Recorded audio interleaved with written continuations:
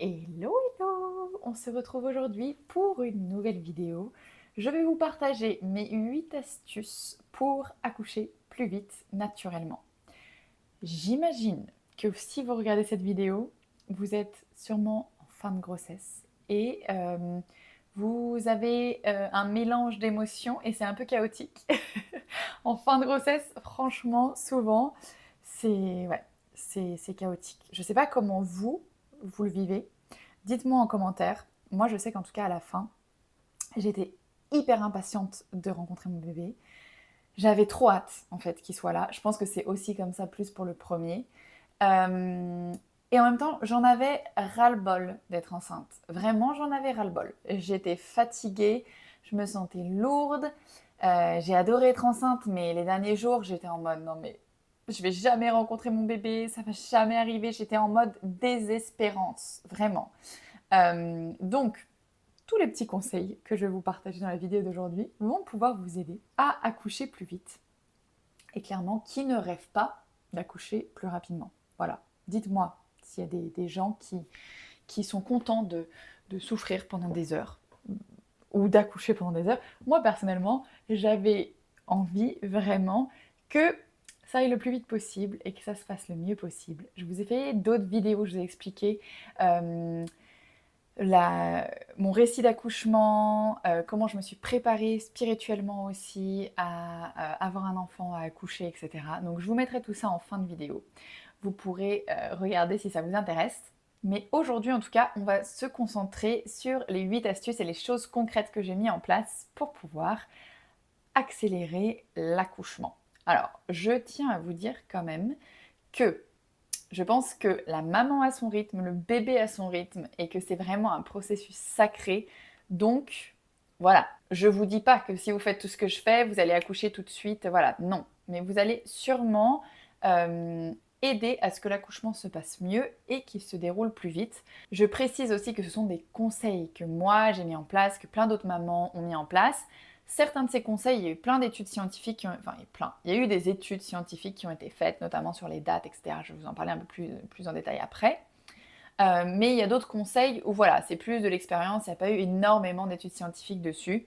Pour moi, en tant que naturopathe et intuitivement, c'est des choses qui vraiment ont fonctionné, mais je ne dis pas que ça va fonctionner pour tout le monde. Voilà. Si c'est la première fois que tu regardes l'une de mes vidéos, sache que je m'appelle Léa, je suis maman, naturopathe, et sur cette chaîne, je m'adresse vraiment aux mamans qui souhaitent vivre leur maternité avec plus de joie, de douceur, de sérénité, de sens, d'harmonie, voilà. La liste pourrait être longue, donc tu es la bienvenue vraiment dès que tu sens que tu as besoin d'avoir un petit coup de pouce.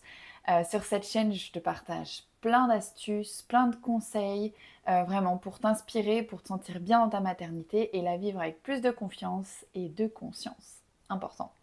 Je m'excuse pour cette lumière. Il y a certains moments, on voit mon front long, là, bien luisant. Et puis, donc du coup, j'essaie de rester dans la petite bande d'ombre que j'ai là par ma fenêtre. Voilà. Donc le premier conseil, c'est de bouger ton corps, vraiment être dans le mouvement. Ça va aider en fait bébé à bien se positionner et ça va aider aussi à déclencher le travail sur la fin de la grossesse. Donc là, écoute-toi, fais pas des trucs trop intenses, mais voilà, la marche, le yoga, enfin fais des choses qui te font du bien, même peut-être nager, etc. Moi, je me souviens en fin de grossesse, quand j'avais hyper envie d'accoucher, que j'en avais marre, je montais, vous savez, sur les trottoirs, je le regarde parce que là, il est juste devant moi, mais je mets un pied sur le trottoir, un pied sur la route plate, on va dire, et vous voyez, vous marchez un peu en canard comme ça. Et je faisais ça de chaque côté pour ouvrir un peu les hanches, enfin, je me disais que ça allait sûrement favoriser le travail. Je pense que s'il y a des physios ici, des ostéos, des kinés, etc., ils doivent avoir l'explication de ce qui se passe quand on fait ça. Mais en tout cas, je sais que ça m'avait aidé. Et je vous mettrai aussi en description la vidéo que j'ai fait. J'ai fait une séance de sport, je crois, 2 jours avant mon terme. Et j'avais marqué vidéo de sport pour accoucher plus vite ou pour déclencher le travail. Et en dessous de la vidéo, tous les commentaires, c'était oh là là, j'ai commencé, j'ai accouché 3 heures après, ou le travail a commencé le lendemain, enfin voilà. Et moi, je lisais ça et je me disais oh là là, ça serait trop bien que ça marche pour moi. Oh, peut-être que je serai parmi les personnes qui vont mettre le commentaire. J'ai toujours pas mis de commentaire, mais après cette vidéo, je crois que j'ai perdu mon bouchon muqueux, il me semble, le lendemain matin. Donc quelques heures, on va dire, j'ai fait la vidéo le soir et le lendemain matin, j'ai perdu mon bouchon muqueux et ensuite j'ai accouché ce jour-là. Donc cette vidéo, pour moi, a été très efficace. Ou alors c'était le pur hasard, je sais pas. Mais en tout cas, voilà.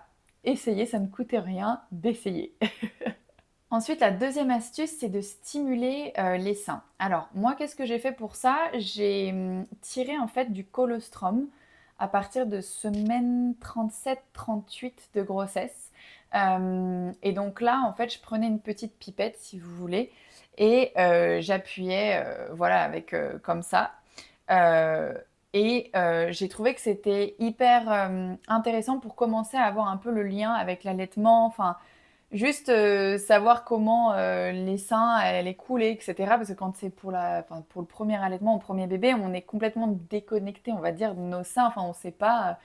Enfin, nos seins, ils ont toujours été là, on va dire, comme ça, où ils ont été là pour l'esthétique, mais on n'a jamais eu le côté pratique, on va dire, de nos seins. Du coup, voilà, ça m'a vraiment aidé à apprendre. Ah oui, ça coule comme ça paraît débile, hein, mais ça m'a familiarisé en fait avec l'allaitement et ça a été une belle transition ensuite pour l'allaitement. Et je vous mettrai une petite photo. Tout ce colostrum en fait que j'ai pris, enfin que j'ai sorti du coup avant que bébé naisse, je le mettais dans des petites pipettes et vraiment ça sortait goutte par goutte. C'était un long process. D'ailleurs, si ma meilleure amie regarde cette vidéo, elle va rire parce qu'elle l'a fait avec moi et elle m'a aidée. Et c'était un peu chaotique au tout début. Franchement, c'est pas simple. Et puis, j'ai continué de faire ça un petit peu tous les jours.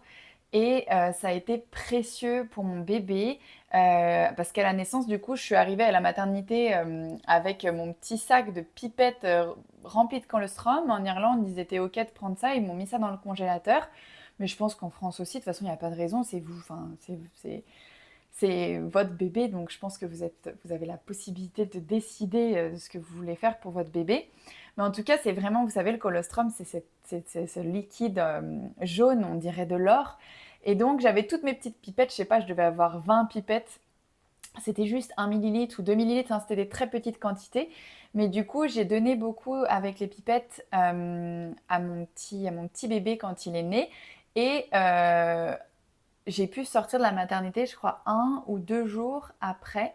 Parce que du coup, mon enfant avait pas perdu de poids, il avait même pris 100 grammes. Donc du coup, ils se sont dit, bon, c'est bon, elle peut rentrer chez elle, il n'y a pas de problème. Si vous avez déjà accouché, vous savez, quand le bébé perd trop de poids, ils veulent pas vous laisser rentrer chez vous. Et du coup, voilà. Donc ça a été top pour moi pour accélérer l'accouchement, mais aussi de l'or pour mon bébé, parce que le colostrum, vous savez, c'est vraiment de l'or pour votre bébé.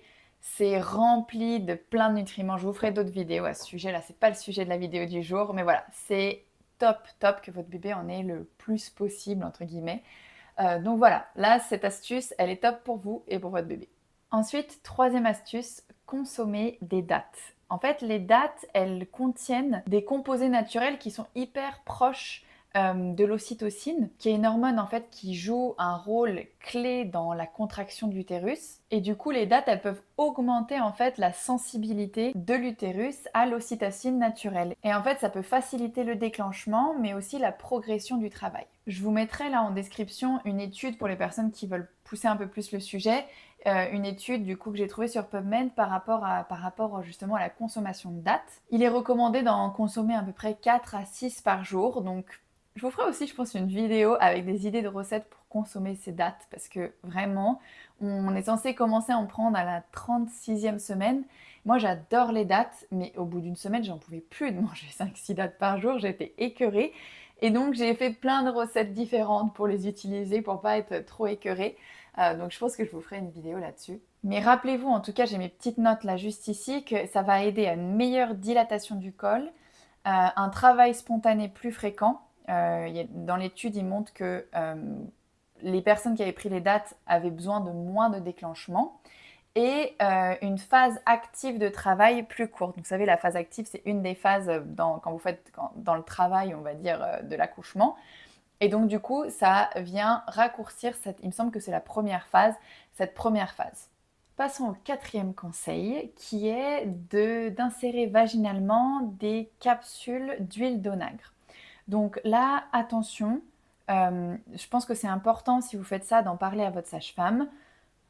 Là, il y a sûrement des sages-femmes qui vont être plus ou moins ouvertes par rapport à ça, ou même à votre naturopathe, même médecin fonctionnel, etc. Parlez-en à la personne qui vous suit, parce qu'il y a des contre-indications, mais généralement quand même, si vous le faites par voie vaginale, il n'y a pas normalement beaucoup de problèmes. Si vous voulez, vous prenez la capsule et puis vous essayez du coup de la mettre comme un suppositoire, on va dire, le plus près du coup de votre col. À quoi ça va servir? Généralement, ça va vraiment aider à assouplir du coup le col de l'utérus. Mais par contre, attention, ne prenez pas ces gélules en voie interne. Je sais que pendant un moment, on en a parlé. Il y a des risques, donc du coup, voilà, pas en interne, juste en voie vaginale, en capsule. Moi, je les avais commandées sur Olis. Voilà, pareil, je vous mettrai peut-être le lien en description. Et donc là, pour les personnes qui veulent comprendre un petit peu plus en profondeur, sachez que l'huile d'onagre, elle est riche en fait en acide gamma-linolénique. Et c'est un acide gras essentiel qui peut être du coup converti dans le corps en prostaglandine. Et les prostaglandines, vous savez, c'est la même chose que ce qu'il y a dans le sperme. Ça permet vraiment d'avoir une action locale directe sur le col de l'utérus. Ça va favoriser son assouplissement, comme je vous disais tout à l'heure, son ouverture et son effacement. Et ça peut éviter du coup un déclenchement médicalisé, pareil comme les dates. Là-dessus, il y a peu d'études, mais sachez qu'en tout cas, moi, pour mon premier enfant, quand je suis arrivée à la maternité, donc mes contractions, elles avaient commencé depuis 2-3 heures, mon col, il était complètement effacé et la sage-femme elle m'a dit mais qu'est-ce que vous avez fait pour un premier bébé? C'est dingue, ça fait que 2 heures que vous avez des contractions, on sent déjà sa tête elle est déjà là, je la sens déjà avec ma main et elle avait même proposé à mon mari de toucher la tête du bébé, on avait trouvé ça très bizarre. Mais du coup, voilà, c'était, enfin, pour moi en tout cas, ça a vraiment, vraiment été efficace et ça a vraiment très bien fonctionné.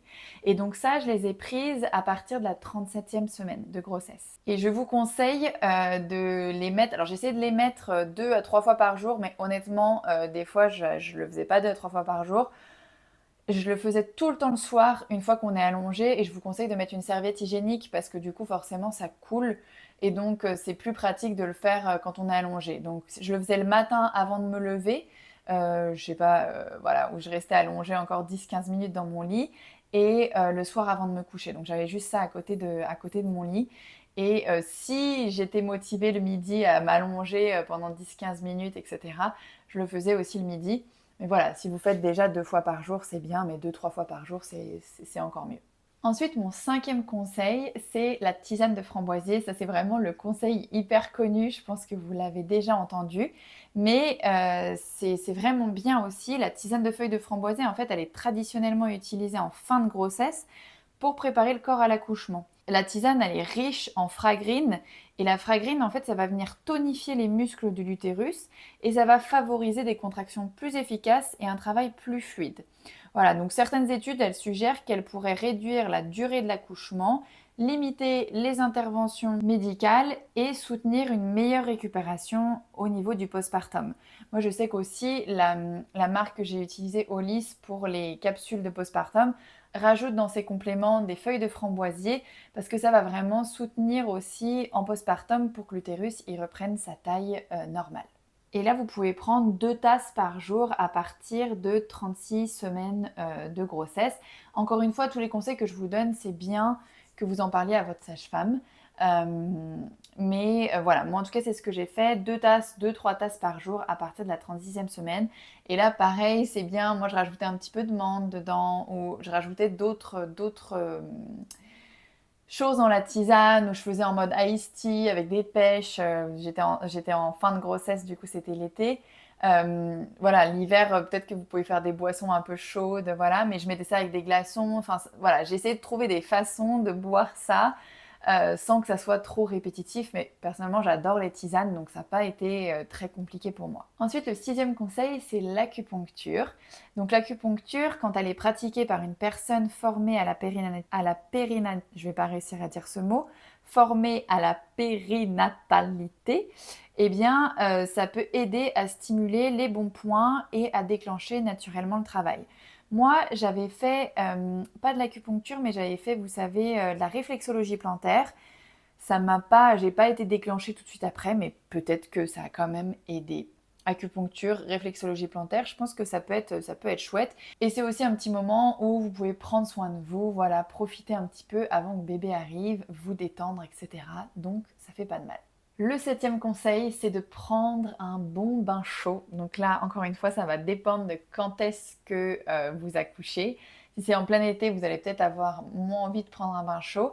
Mais le bain chaud, vraiment, ça détend, ça relâche les tensions. Et parfois, il suffit juste de ça pour que l'ocytocine arrive et que ça nous aide du coup à déclencher le travail.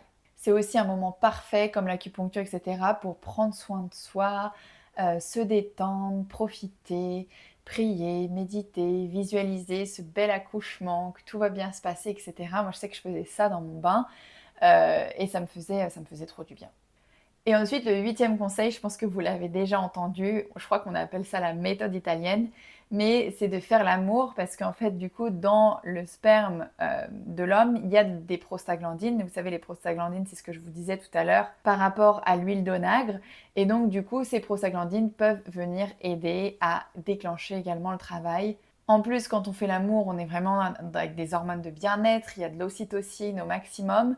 Donc voilà, ça peut aider, mais bien évidemment, quand même, en fin de grossesse, on n'a souvent pas très envie de faire ce genre de choses.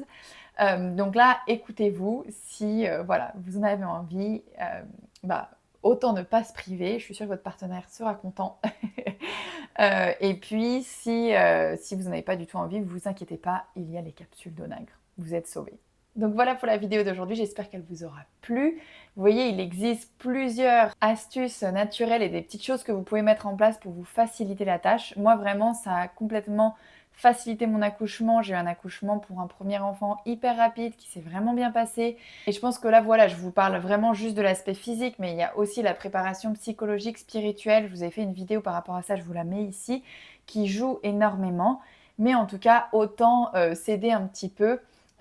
Et essayer, de toute façon, vous n'avez rien à perdre, c'est pas dangereux, juste ça peut que vous aider. Donc il faut un petit peu de rigueur pour mettre toutes ces petites choses en place, mais franchement, pour moi, ça vaut vraiment le coup. Je te souhaite le meilleur pour ton accouchement, sache que tu as la force, tu vas y arriver. Beaucoup de femmes passent par là, tout le monde y arrive. Fais-toi confiance, fais confiance aussi si tu es ouverte spirituellement à Dieu. Voilà, le Seigneur, il nous a parfaitement créés pour enfanter, donc tout va bien se passer. Voilà, les accouchements, on ne sait pas trop à quoi s'attendre, on ne sait pas ce qui peut arriver, on ne sait jamais. Donc, il faut vraiment lâcher prise et faire confiance. Et c'est une grosse épreuve, c'est un gros travail, l'accouchement là-dessus. Mais du coup, si on essaye vraiment d'incarner ça, ça va beaucoup, beaucoup, beaucoup, beaucoup t'aider. Je t'envoie tout mon amour et je te souhaite un accouchement merveilleux. Voilà, c'est transformatif un accouchement. On se retrouve très bientôt dans une prochaine vidéo. N'hésitez pas, si vous avez accouché, à me dire en commentaire si toutes ces petites astuces vous ont aidé. Vraiment, ça va pouvoir motiver plein d'autres mamans et c'est hyper chouette d'avoir vos retours par rapport à ça. Donc dites-nous en commentaire si ça vous a aidé, comment ça s'est passé, en combien de temps vous avez accouché. Ça m'intéresse trop de savoir si voilà, ça a marché. J'ai eu d'autres patientes avant en naturopathie sur qui ça avait marché, donc j'ai eu d'autres retours, mais j'aimerais bien avoir vos retours également, parce que plus on a de retours, plus c'est intéressant aussi en tant que thérapeute de savoir ce qui a bien marché pour vous, etc. Donc voilà, je pense bien à toi, je t'envoie plein de force et on se dit à tout bientôt. Ciao ciao!